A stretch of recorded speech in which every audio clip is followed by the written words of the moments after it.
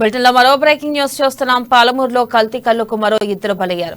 ఆసన్న అనే వ్యక్తి ఆదివారం మృతి చెందగా బుధవారం మరో ఇద్దరు కల్తీ కల్లు కారణంగా చనిపోయారు. దీంతో 4 రోజుల్లోనే మృతుల సంఖ్య 3కి చేరింది. మరో 3 పరిస్థితి విషమంగా ఉంది.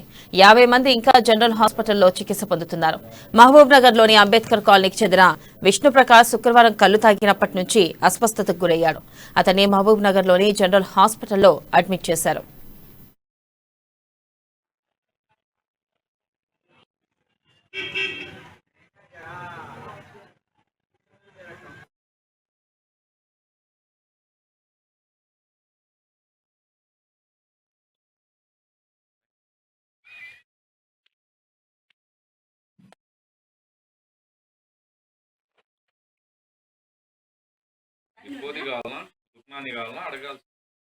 ఇక 3 రోజుల చికిత్స తర్వాత బుధవారం తెల్లవారుజామున పరిస్థితి విషమించి చనిపోయాడు.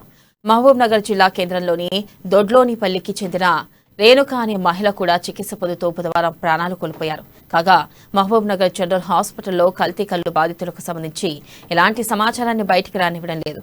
శుక్రవారం నుంచి ఎంతమంది హాస్పిటల్లో అడ్మిట్ అయ్యారు, ఎంతమందికి క్యూర్ అయింది, ఎంతమంది కండిషన్ సీరియస్ గా ఉంది అన్న విషయాలను రహస్యంగా ఉంచుతున్నారు.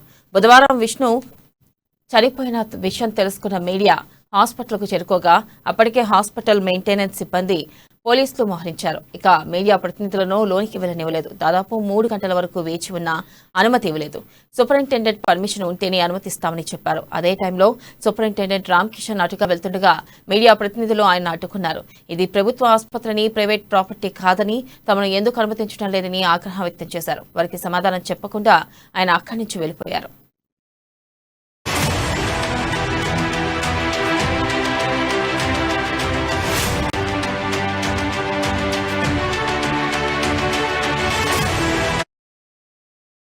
ఇక ప్రజల ప్రాణాలతో చెలగాటమాడేవారిని సహించబోమని కల్తీ కల్లు కారణంగా చనిపోయినట్టు తేలితే బాధ్యులపై క్రిమినల్ కేసులు పెట్టి చర్యలు తీసుకుంటామని ఎక్సైజ్ శాఖ మంత్రి శ్రీనివాస్ గౌడ్ హెచ్చరించారు.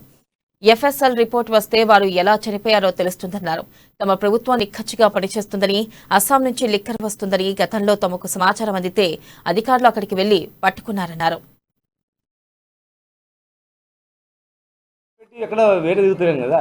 ఎవరు కూడా ప్రజలు కానీ, ఒక ప్రెస్ రిపోర్టర్ కానీ, లేకపోతే ఒక డాక్టర్ కానీ, ఒక అధికారి కానీ ఇట్లా జరిగిందని ఎవరు మా దృష్టికి తెలియదు. ఒకవేళ అనుమానం వచ్చింది అని చెప్తే కూడా నేను దాన్ని డెఫినెట్గా దాని అనుమానం ఉందా నిజమా కాదని కూడా ఇమీడియట్గా వస్తాం మేము. కానీ ఉట్టేనే ఊహించుకొని మంత్రి వల్కరియలేదు, మంత్రి అసలు స్పందించలేదు. అడిగితే స్పందించలేదా, లేకపోతే మీరు సమాచారం ఇస్తే స్పందించలేదా? దీని వెనకాల ఎవరైనా జనరల్గా రాజకీయంగా ఎదుర్కోవాలంటే రాజకీయంగా ఉండాలి. అందుకని రాజకీయంగా ఎదుర్కోలేక ఇట్లాంటి కొంతమందిని పట్టుకొని అలవాటు, కొంతమంది గతంలో కూడా కొంతమంది ఇట్లా చేసిర్రు. కర్ణాటకలో పోయి కొంతమందిని, అక్కడ పోయి కొంతమందిని అట్లాంటి కొంతమంది చేసిర్రు ప్రయత్నాలు. అట్లా కొంతమందిని బుద్ధదలడానికి అట్లాంటిది ఏదైనా ఉంటే చెప్పండి. ఎట్లా నిజంగా ఆధారాలు ఉంటే ఇప్పుడు చెప్పండి, 100% యాక్షన్ తీసుకుంటాం. ఇప్పుడు జనరల్గా మనిషి చనిపోయిందంటే 2 రిపోర్ట్లు ఉన్నాయి. ఎఫ్ఎస్ఎల్ రిపోర్ట్ ఉంటుంది, ఏదైనా తిన్నాడు తాగిందంటే దాని మీద శాంపిల్స్ ఇస్తారు. శాంపిల్స్ పంపించారు, ఎఫ్ఎస్ఎల్ రిపోర్ట్ పంపించారు. అవి ఇంతవరకు రాలేదు. అవి ఏం రాంది, దానివల్ల చనిపోయాడు, దాన్ని స్పందించాలి. కల్తీ కల్లు ఘటనపై విచారణ చేపట్టాలని, దీనికి బాధ్యత వహిస్తూ ఎక్సైజ్ శాఖ మంత్రి శ్రీనివాస్ గౌడ్ రాజీనామా చేయాలని బీజేపీ జాతీయ ఉపాధ్యక్షురాలు డీకే అరుణ డిమాండ్ చేశారు. స్థానిక మంత్రి చేతుల్లోనే ఎక్సైజ్ శాఖ ఉన్నా కంట్రోల్ చేయలేకపోతున్నారని విమర్శించారు. ఆసుపత్రిలో చికిత్స పొందుతున్న బాధితులను కలిసేందుకు మీడియాను ఎందుకు అనుమతించలేదని ప్రశ్నించారు. మంత్రి శ్రీనివాస్ గౌడ్ కనుసన్నల్లోనే కల్తీ కల్లు దందా సాగుతుందని ఆరోపించారు. కారణాలేంటి, ఎందుకు ఈ విషయాన్ని గోప్యంగా ఈ రాష్ట్ర ప్రభుత్వం ఉంచదలుచుకున్నది? రాష్ట్ర ప్రభుత్వం అంటే ఇక్కడ రాష్ట్ర ప్రభుత్వంలో మంత్రిగా బాధ్యత నిర్వర్తిస్తున్నటువంటి మంత్రి గారు, ఆయన శాఖనే ఇది. ఈ శాఖ ఎక్సైజ్ శాఖ స్వయాన మరి ఇక్కడ మంత్రి గారి ఇక శాసనసభ్యుని దగ్గరనే ఉన్నది. మహబూబ్ నగర్ శాసనసభ్యుని దగ్గరనే, ఈ మంత్రి గారి దగ్గరనే ఎక్సైజ్ శాఖ ఉంది. మరి వారి దగ్గర ఈ శాఖ ఉన్నప్పటికీ కూడా ఇక్కడ కల్తీ కల్లు దాగి 2 చచ్చిపోయిందంటే ఈ పరిస్థితిలో ఈనాడు, ఒకప్పుడు చాలా చూసుకోవడం కల్తీ కల్లు కేసులు, ఈరోజు మొత్తం తాండాలలో బట్టీలు బంద్ చేయించి కంప్లీట్ గా, ఎందుకంటే దాని నుంచి ప్రాణాలు పోగొట్టుకోవద్దని, కల్తీ అని రకరకాలుగా చెప్పి ఈ రోజు కల్తీ కలుని ప్రోత్సహిస్తున్నారా? మరి మంత్రి గారు ఇప్పటిదాకా దానిపైన స్పందించకపోవడానికి కారణం ఏంటి? ఈ రోజు వరకు ఆసుపత్రిలో ఉన్నటువంటి ఆ కల్తీ కలు తాగినటువంటి వాళ్ళు ఎవరైతే ఆసుపత్రిలో చికిత్స పొందుతారో వాళ్ళని పలకరించకపోవడానికి కారణాలు ఏంటి? ఆసుపత్రిలో మీడియా వాళ్ళని అంటే మీడియాని అనుమతించకపోవడానికి కారణాలు ఏంటి? ఆసుపత్రికి కూడా అనుమతించకపోవడానికి కారణాలు ఏంటి? ఎందుకు ఈ విషయాన్ని గోప్యంగా ఈ రాష్ట్ర ప్రభుత్వం ఉంచదలుచుకున్నది?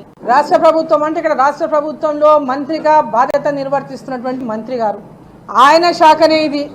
ఈ శాఖ ఎక్సైజ్ శాఖ స్వయాన మరి ఇక్కడ మంత్రి గారి యొక్క శాసనసభ్యుని దగ్గరనే ఉన్నది. మహబూబ్ నగర్ శాసనసభ్యుని దగ్గరనే ఈ మంత్రి గారి దగ్గరనే ఎక్సైజ్ శాఖ ఉంది. మరి వారి దగ్గర ఈ శాఖ ఉన్నప్పటికీ కూడా ఇక్కడ కల్తీ కళ్ళు దాగి ఇద్దరు చచ్చిపోయిందంటే ఈ పరిస్థితిలో ఈనాడు, ఒకప్పుడు చాలా చూసుకోవడం కల్తీ కళ్ళు కేసులు, ఈరోజు మొత్తం తాండాలలో బట్టీలు బంద్ చేయించి కంప్లీట్ గా, ఎందుకంటే దాని నుంచి ప్రాణాలు పోగొట్టుకోవద్దని, కల్తీ అని రకరకాలుగా చెప్పి ఈరోజు